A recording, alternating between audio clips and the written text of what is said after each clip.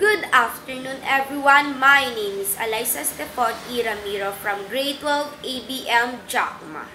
Parang isang dagat na walang hanggang katapusan, tinutulak palayo ng agos na dumadaan. Sa paglubog ng araw, paligid ay dumidilim, paligid ay binabalot ng katahimikang nakakabingi. Isang malaking sugat sa aking katawan na parang isang aninong laging nakasubaybay. Ang tiyan ay laging gutom pero ang pangarap ay puno. Walang takas, walang pag-aalinlangan sa lahat ng bagay.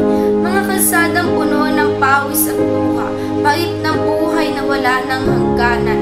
Bawat akbang ay may sakripisyo, bawat ngiti ay may kasamang hinagpis.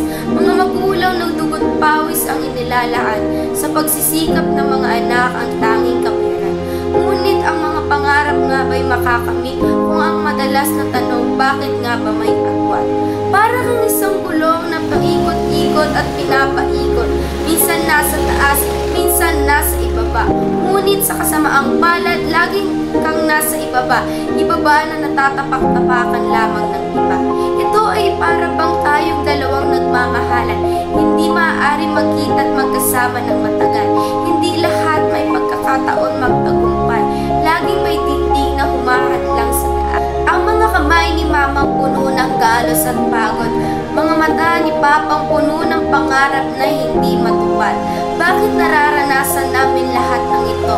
Masama pa kaming tao para parusahan ng ganito. Sa bawat patak ng ulan, may aral na natututunan.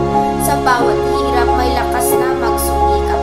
Kahit na ang kahirapan ay tila isang walang hanggang laban, lahat ay magkakaroon ng bantay-bantay na pagkakataon. Sapagkat ang tunay na yaman hindi nasusukat sa salamin, kundi sa kung gaano kakahusay mangarap at lumaban. Hindi sa lahat ng kailangan mong makuha ang lahat ng nais. Kung minsan, nasa katapangan nagsisimula mo. Tandaan natin, ang kahirapan ay isang sakit na kung hindi mo gagamutin, ito ay mamatay.